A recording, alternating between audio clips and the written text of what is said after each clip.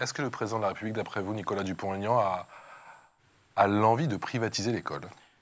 Oui, il est dans une stratégie de destruction de l'école Vous publique. pensez quoi de ce laboratoire qu'il est en train de faire justement Du côté pipeau de Marseille? intégral. Pourquoi? Parce qu'il ne va pas à l'essentiel. Il amuse la galerie. Il amuse la galerie, on ne traite pas la cause. Voilà. Et à terme, si on ne traite pas la cause, ça fera comme l'hôpital. C'est-à-dire que, bien évidemment, les gens, je vous le disais, comment se fait-il que des gens des quartiers populaires chez moi, d'origine étrangère, une mère de famille, me supplie, elle me dit « Père, monsieur, obtenez-moi une place dans cette école privée. » Pourquoi?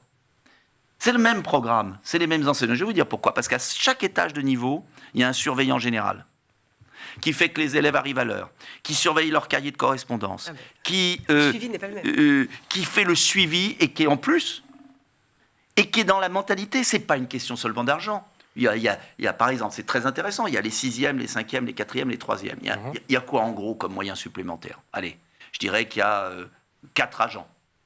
Donc c'est pas tant un problème d'argent. Tiens, le département, c'est là-dessus où vous pourrez aider. C'est-à-dire mettre des surveillants généraux, des surveillants, des psychologues, tout ce qui est hors enseignant. Moi, je vais vous raconter une anecdote. J'ai été chef de cabinet de François Bayrou à l'Éducation nationale avant d'être élu. J'étais tout jeune. Un jour, et je m'occupais de la politique de la ville, déjà des banlieues.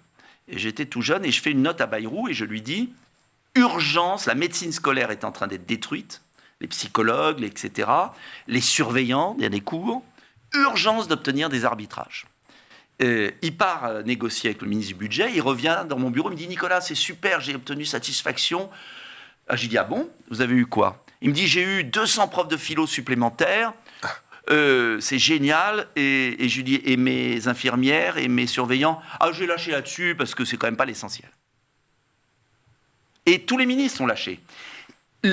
Pourquoi l'école privée attire les enseignants? C'est le même enseignement, il y a beaucoup à redire et tout, c'est pas le problème. C'est parce qu'il y a un encadrement qui permet d'aider les élèves. Un enfant a besoin d'être épaulé, aidé, accompagné. Et le nombre d'élèves par classe, j'imagine aussi, qui est Oui, sensiblement alors oui et non, inférieur. entre Non, nous. plus maintenant. Non, Oui et non, parce que oui, bien sûr que la mesure d'Arcos est là, qui a été faite par le gouvernement. C'est la seule bonne chose que je trouve qu'ils ont faite.